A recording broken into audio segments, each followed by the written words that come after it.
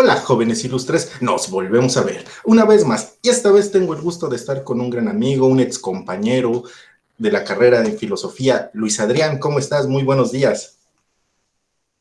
¿Qué tal, Edgar? Muy buenos días. Muchas gracias y es un placer estar aquí contigo. No, pues me da mucho gusto que hayas aceptado. Siempre te he considerado un gran estudioso de la filosofía y más de Kant. Entonces te voy a hacer unas cuantas preguntas porque eres todo un estuche de monerías que me gustaría ir descifrando, tratarlo de hacer, ¿no? Ok, Adrián, la primera pregunta que yo te haría o que me causa mucha curiosidad es que cada persona que se dedica a la filosofía o que estudia filosofía tiene una concepción distinta de apreciar la filosofía, que no se niega de alguna manera con las otras. ¿Tú cómo ves la filosofía? Para ti, ¿qué es la filosofía? Interesante pregunta, Edgar. Eso sí es tomar el toro por los cuernos. Filosofía, desde mi punto de vista, es destruir y construir. Es decir, es destruir una serie de concepciones que nosotros formamos dogmáticamente, que formamos, digámoslo así, sin estar conscientes de ello a lo largo de nuestra vida. La filosofía es una herramienta que nos ayuda a ejercer una crítica ante estos prejuicios, podemos llamarle de esta manera, que vamos constituyendo a lo largo de nuestra historia, ¿no? En primer lugar, me parece que la filosofía tiene ese ejercicio destructor, ese ejercicio rebelde, ¿no? Por eso muchos de nosotros cuando comenzamos a acercarnos a la filosofía y lo hacemos en nuestra juventud, pues nos llama tanto la atención un Nietzsche, ¿no? Que filosofa a martillazos, que filosofa destruyendo y desgastando las estructuras de nuestra cultura occidental, pero también, y esto también lo podemos encontrar en el mismo Nietzsche, la filosofía también es construcción. ¿Construcción de qué? De sentidos de vida. Entonces la filosofía tiene justamente estas dos partes, ¿no? Por un lado, ser destrucción, pero por el otro lado, también ofrecernos herramientas para la construcción de nuestro propio sentido de vida. La diferencia es que un sentido de vida anterior a la filosofía, prefilosófico, precrítico, tal vez podemos llamarlo de esta manera, es dogmático y muchas veces nos viene de fuera, ¿no? De nuestros padres, de algún sacerdote, de algún consejero, de alguna autoridad en general, ¿no? Sin embargo, la construcción de sentido a partir de nuestro acercamiento a la filosofía ya no nos viene del exterior, sino que la construimos con nuestras propias herramientas, digámoslo de manera muy clásica, a partir de nuestra propia razón. Eso para mí, mi estimado Edgar, sería filosofía. Lo hiciste perfectamente, Adrián. Me gustó mucho tu definición. Y fíjate que en este sentido de vida podemos decir, o sea, siempre se habla que la filosofía es universal desde el momento en el que tú preguntas y tú te reflexionas. Empiezas a reflexionar, pero en este sentido de vida, cuando tú entras a la filosofía, sí se puede decir que ese sentido de vida que busca el filósofo es único, o sea, no es para todas las personas que quieran entrar a la filosofía. Esa también es otra pregunta bien complicada, difícil de responder, porque los grandes filósofos que nosotros leemos en la carrera, por ejemplo Hegel, por ejemplo Kant, inclusive el mismo Platón, parece ser que apuntan a un sentido de vida que es universal, es decir, todas las personas deben tender casi que por naturaleza a la búsqueda del bien, al desarrollo de su perfeccionamiento moral, ¿no? Desde el punto de vista de Kant, o al desarrollo del saber absoluto desde el punto de vista hegeliano, ¿no? Entonces parece ser que hay un único camino para hacer filosofía o un único punto de llegada al cual te lleva la filosofía y este sería universal. Sin embargo, la propia historia de la filosofía ya te da una pista de que en realidad no es así. ¿Por qué? Porque son varios autores que se oponen unos a otros, que se critican unos a otros, diciendo, no, en realidad el sentido universal del ser humano es este. No, en realidad el sentido universal del ser humano es este otro. O los posmodernos. En realidad el sentido universal del ser humano no existe, el ser humano es histórico y solamente desde el punto de vista de la perspectiva se puede desarrollar un sentido, ¿no? Entonces, en realidad no tenemos una universalidad, al menos no parece ser que la universalidad sea el punto de vista dominante de la filosofía, sino más bien esta pluralidad de formación de sentidos de vida, pero que no puede dejar de tener en vista, digámoslo así, la formación del sentido de vida de los otros, ¿no? Yo, como un ser que vivo en comunidad, no puedo tratar de formar mi sentido de vida con independencia de la estructura social que me rodea, ¿no? Con independencia de las personas que me acompañan en mi desarrollo personal. Entonces, pues un sentido de vida definitivamente tiene que tomar en cuenta también la perspectiva del otro y si bien no ser universal, al menos sí tratar de ser común, ¿no? De ser posible que se comparta en comunidad y que sea un desarrollo eh, que se puede ejercer, que se puede aplicar en compañía de los otros. Eso es lo que yo diría, Edgar. Ok, esta parte final que dices me pareció muy interesante. Por ejemplo, Mauricio Bouchot dice que el ser humano individualmente es completo, pero colectivamente es incompleto, ¿no? Que necesita rodearse de los demás para poder así comprenderse. Y esto quisiera hacer una analogía con esto. ¿Qué tanto la filosofía se aleja de las ciencias sociales o las ciencias sociales se alejan de la filosofía? Esto te lo pregunto porque sí he notado que a veces hay un rechazo por la filosofía o quizá la filosofía lo rechaza y no sabemos cuál es la perspectiva como que más exacta o más correcta para poder hacerlo. ¿Cuál es tu opinión o mejor dicho tu análisis sobre esto? Claro que sí, Edgar. Mira, te voy a contar una experiencia personal. Yo entre 2014 y 2019 tuve la oportunidad de formar parte de un proyecto sobre la educación por competencias en el Instituto de Ciencias Sociales Alfonso Vélez Pliego, de aquí de la UAP, el Instituto de Humanidades y Ciencias Sociales. Y bueno, lo que teníamos que hacer era hacer un estudio preciso sobre cuáles son las competencias que están presentes en las humanidades desde un punto de vista sociológico, ¿no? Es decir, abordamos distintos autores de la sociología y de la pedagogía para tratar de definir qué es competencia. Y bueno, el proyecto se alargó tanto desde 2014 hasta 2019, porque yo siempre le ponía peros a algún punto de vista sociológico, alguna definición. Yo decía, no, desde el punto de vista filosófico le falta esto, desde el punto de vista filosófico le falta esto otro, no, este concepto no se está usando de la mejor manera. Y en ese sentido comprendo que muchas veces la sociología, las ciencias sociales en general, traten de darle la vuelta a la filosofía, porque la filosofía, a pesar de que es conceptual, suele ser más crítica de los conceptos que formadora dogmática de conceptos, ¿no? Y los filósofos pues solemos atrasar muchísimo estos proyectos que muchas veces pues requieren urgencia, ¿no? Porque tenemos eso que te decía yo, ¿no? El ejercicio destructor, el ejercicio crítico al respecto de los conceptos que se utilizan, de la manera en que hablan las personas. Por eso muchas veces dicen que somos ahí medio payasos, pero bueno, es lo que estudiamos, no podemos huirle a eso, ¿no? Sin embargo, si la sociología se deshace de la filosofía, pues estaría justamente en el polo contrario, ¿no? Aceptando conceptos sin tamizarlos, sin darles una colocación crítica e histórica adecuada, ¿no? Yo creo que se tiene que encontrar el equilibrio preciso para que la filosofía deje trabajar a la sociología, pero también para que la sociología no prescinda de la filosofía porque podría volverse dogmática, ¿no?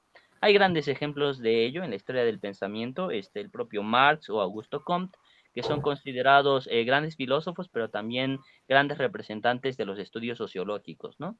Hay una lucha crítica por construir conceptualmente un aparato de pensamiento, un aparato sistemático al respecto del mundo, que vincula la formación de conceptos muy precisos que podemos observar en la sociedad, como por ejemplo el de lucha de clases, con un trasfondo filosófico, como en el caso de Marx, sería el concepto de dialéctica hegeliano, ¿no? Entonces ahí vemos una síntesis de lecturas sociológicas de nuestro entorno con un trasfondo filosófico, ¿no? Que dan un buen resultado, pero que por supuesto son difíciles de alcanzar, pero bueno, tienen este tienden a ser propuestas sumamente interesantes y sumamente importantes.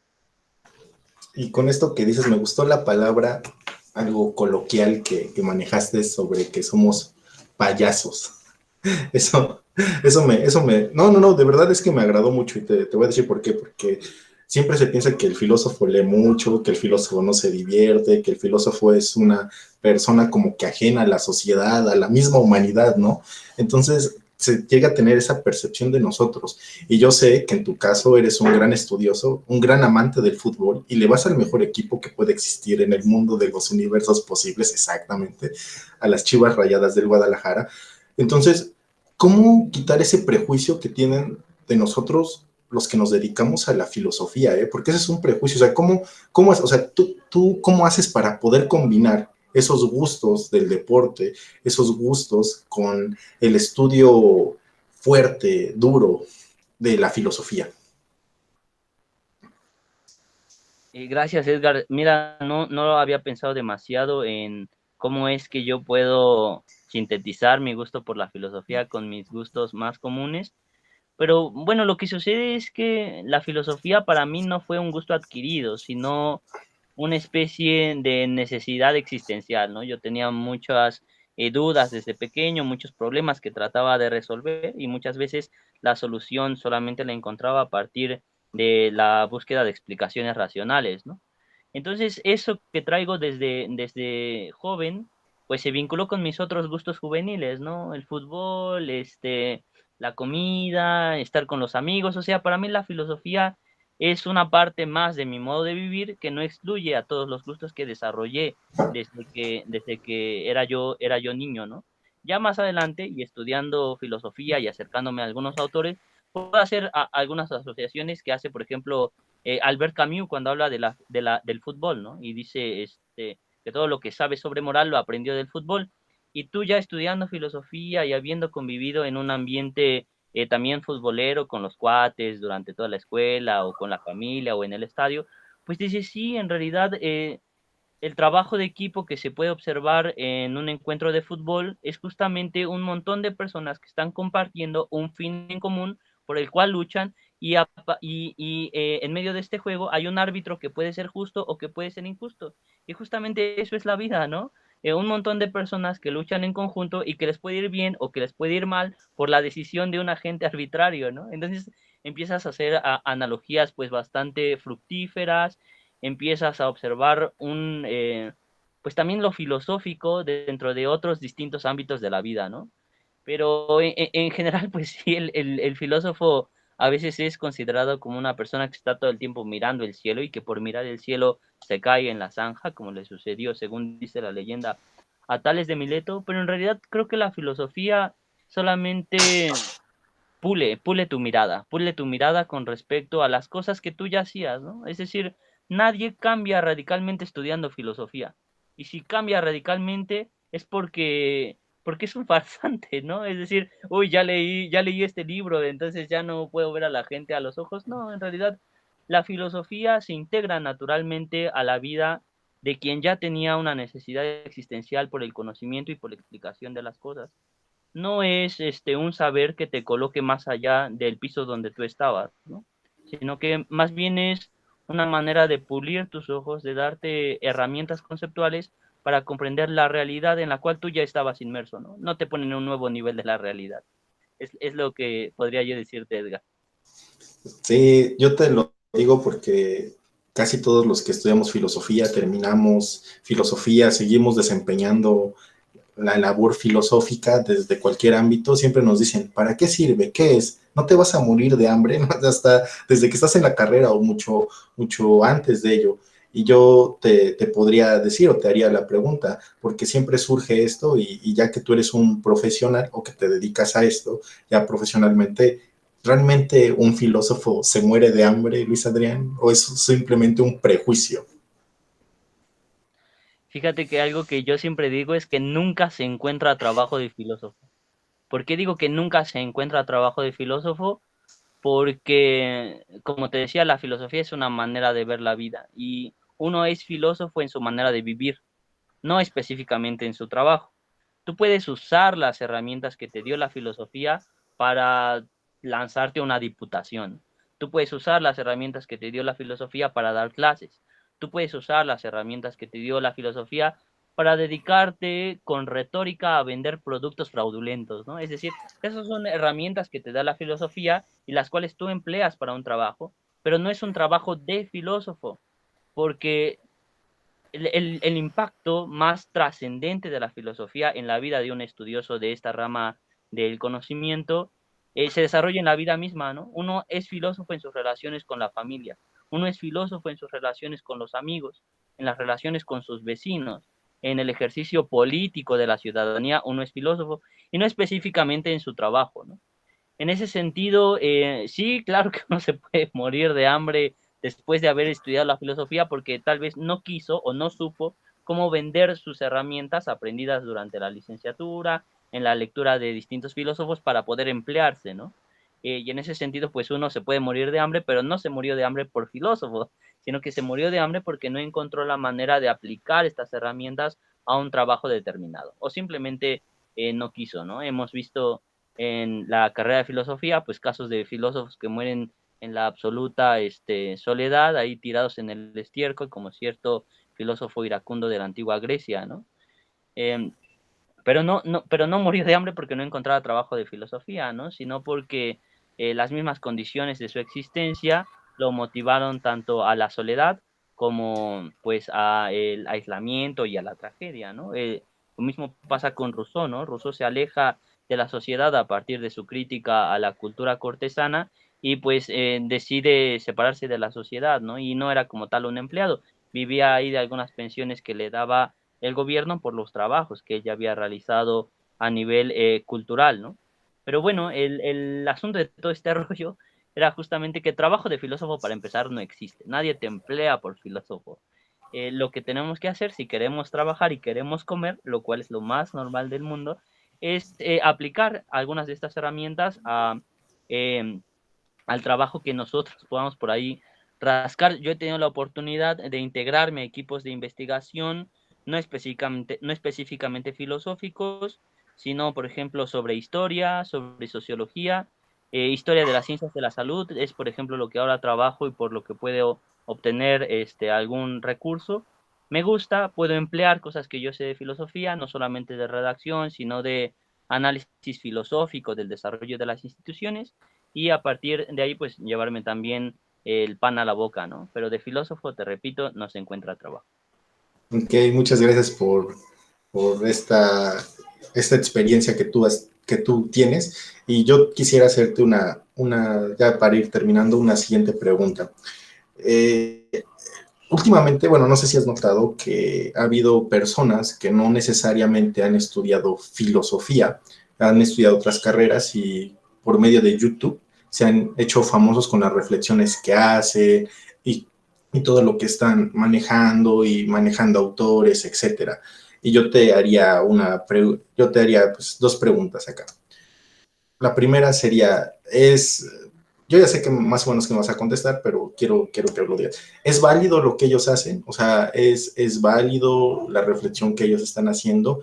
Y la otra, quizá ellos de alguna manera le quitan un lugar a quien estudia filosofía y se prepara con esto con los estudios metodológicos y de métodos en la filosofía. Gracias, Edgar. Pues sí, bien muestras dos aspectos de la problemática que me generan también sentimientos encontrados al respecto de la misma. Por una parte, en efecto, estoy de acuerdo, no puede sacar y familiarizarse con conceptos de la filosofía de donde le sea posible, ¿no? Videos de YouTube, imágenes en Facebook inclusive, y si te sirve de algo y lo puedes aplicar para tu vida, adelante. Yo nunca estaría en desacuerdo con que se obtengan contenidos filosóficos a partir de esas herramientas, ¿no? Yo estoy más acostumbrado a la lectura, a tratar de hacer un estudio más profundo al respecto de todas estas cuestiones que se pueden adquirir de una manera más rápida a través de este tipo de medios que describes, ¿no? Sin embargo, para el desarrollo profesional de la filosofía, que es una palabra que tengo que decir que me inquieta, ¿por qué? Porque parece ser que el desarrollo profesional de la filosofía consiste en ser una especie de técnico de términos, ¿no? ¿No te lo parece? De poder distinguir el Dasein del ser en el mundo y el ser en el mundo del estar a la mano o del tener ante los ojos, ¿no? Son disquisiciones sumamente técnicas, pero que en filosofía y pues por la estructura de las instituciones académicas y de los recursos académicos que tenemos actualmente, pues es donde uno puede encontrar el dinero, ¿no? Haciendo la distinción entre el Dasein en Heidegger y cómo esto afectó a la fenomenología contemporánea, ¿no? O a los estudios sociales contemporáneos, ¿no? Y evidentemente, si quieres hacer un estudio especializado, como del cual te estoy hablando, un estudio que requiere una precisión histórica y terminológica precisa, sí, definitivamente esto no lo puedes adquirir a partir de videos de YouTube o de imágenes en Facebook, ¿no? Eso lo puedes aplicar a tu vida y es absolutamente válido y si a ti te sirve e inclusive le da sentido a tu vida, pues está perfecto. pero también hay que tener cuidado con pretender hablar de cosas de las cuales no te has empapado, ¿no? Entonces, si quieres ejercer este ejercicio, repito, entre comillas, profesional, que puede estar viciado o no viciado, ese sería otro tema, pero si quieres ejercerlo, definitivamente te tienes que especializar en ese conocimiento para no ser considerado justamente una especie de charlatán o de engañabobos, ¿no? Porque lo vas a hacer mal, ¿no? Em, pero la difusión de la filosofía a partir de estos medios digitales populares es algo que yo apoyo totalmente. De hecho, es algo que yo también hago y lo hago con mucho gusto. Y también trato de hacerlo con, con mucha precisión, justamente para no descontextualizar y no dar mala información a las personas que recientemente se acercan a esos temas, Edgar. Pero sí, esa sería mi opinión. Te digo como un poco sí y un poquito ahí no. Sí, sí, no, no te preocupes, no, no pasa nada. Quería saber tu opinión, que es lo más importante, no es acá como para dialogar si estás en lo cierto, en lo falso, sino que se abra el diálogo, ¿no? Que trate de existir un diálogo para poder, de alguna manera, confrontar ideas de una manera saludable, si lo podemos llamar así. Y ya de las últimas preguntas, ¿qué libros tú podrías recomendar a las personas de cualquier edad que se quieran introducir a la filosofía? ¿Qué libros podrías decir, wow, puedo recomendar este libro quizás no, porque tiene conceptos todavía muy complicados para poder ser comprendidos? ¿Cuáles libros tú recomendarías para adentrarnos a la filosofía a personas de cualquier edad? Claro que sí, Edgar. Pues sí, evidentemente no puedo recomendar La crítica de la razón pura porque pues es un libro al cual seguramente no muchos le agarrarían mucho gusto, lo verían y de repente no se vuelven a acercar a la filosofía porque para empezar está de este grueso Es para y acomodar lleno la de tele, ¿no? información. Sí, El ese lo tengo buró. para darle golpes aquí a mi aparato cada vez que se descompone y es bueno para eso. No, fíjate que a mí me gusta mucho un libro que se llama Para ser humano, así se llama, Para ser humano, y el autor se apellida Ortiz Monasterio. Lo recomiendo muchísimo porque es un autor que hace un acercamiento a la filosofía a partir del libro de Un Mundo Feliz de Aldous Huxley, pero analiza el contenido del libro de Huxley desde distintos filósofos, ¿no? Y te lo va haciendo de una manera muy amable, es bastante entretenido, y es un libro pequeño, tendrá como 150 páginas, ¿no? No es un libro muy grande. Me gusta mucho ese libro. También, si quieren ya leer algo de un filósofo hecho y derecho, no recomendaría La crítica de la razón pura, pero sí recomendaría el textito de Kant de ¿Qué es la ilustración?, donde Kant hace la distinción entre el uso público de la razón y el uso privado de la razón. Es un texto chiquito que, si bien es complejo, también tiene mucho que ofrecer, ¿no?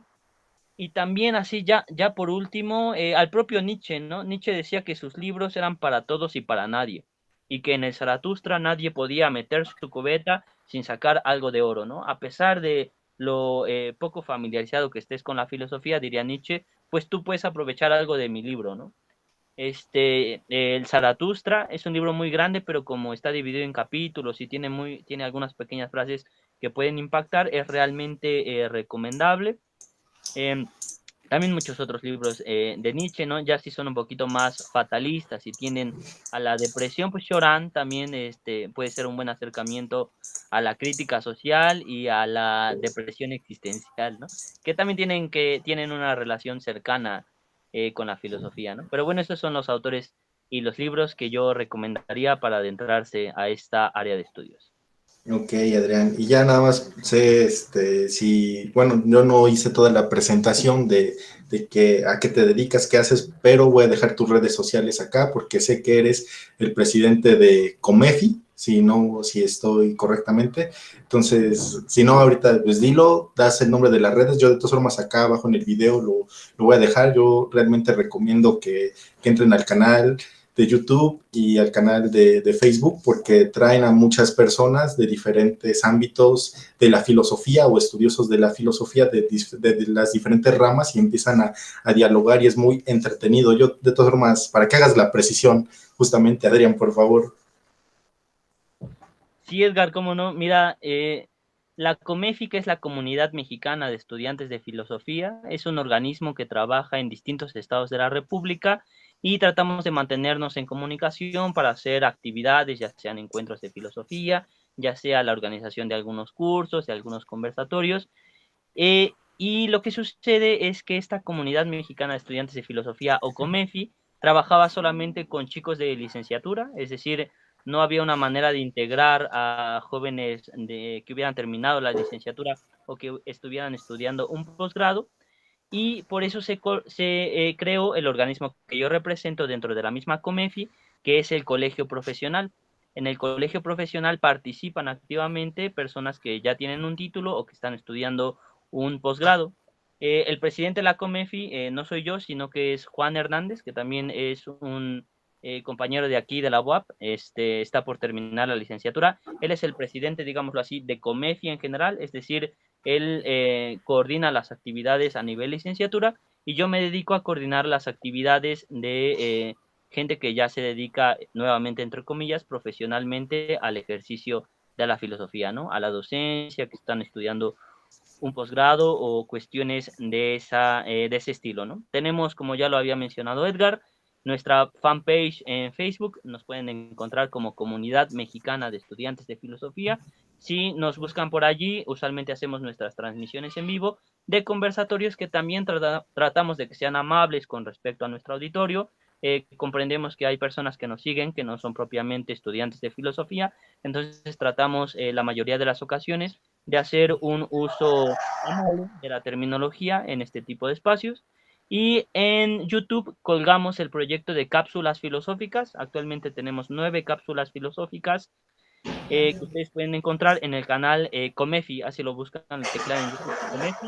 Y el canal que les aparezca, pues es el canal que maneja el colegio profesional de esta organización. Están invitados a seguir nuestras actividades. Son actividades que tienen por intención difundir y producir pensamiento filosófico, y evidentemente siempre estamos abiertos a recibir colaboraciones. Sí, voy Algo a que... dejar, no, muchas gracias, Adrián. Voy a dejar acá los links para que puedan acceder las personas que vean este video y te agradezco mucho tu tiempo, te agradezco esta pequeña entrevista que te hice para despejar algunas dudas que se tiene sobre la filosofía y poder adentrar a más personas al estudio de esta. Así es que muchas gracias, te lo agradezco y nos estamos viendo. Claro que sí, muchas gracias y saludos a tu auditorio, Edgar. Gracias por invitarme.